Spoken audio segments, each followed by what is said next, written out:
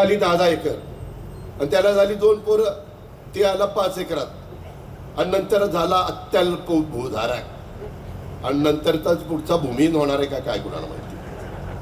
हे असलं होतंय. त्याच्याकरता प्रपंच वाढवत असताना कुटुंब मर्यादित ठेवा.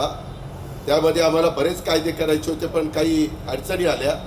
त्याच्यावर निवडणुकीला उभं राहण्याच्या करता 2 पेक्षा 3 अपत्य असेल तर त्याला उभं राहता येणार नाही.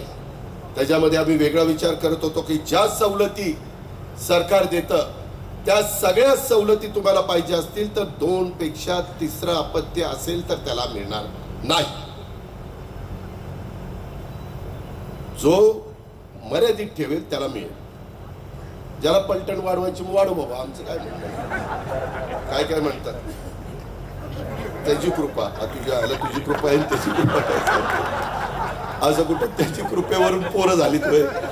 एक जण म्हणले होते आंबा खाऊन पोरगं होतं पण काय करणार, काय खाऊन काय होतंय ते मी सांगायची गरज नाही. बरीच लोक बसलीत म्हणते मी काय आज बडबडायला लागला. मला एवढंच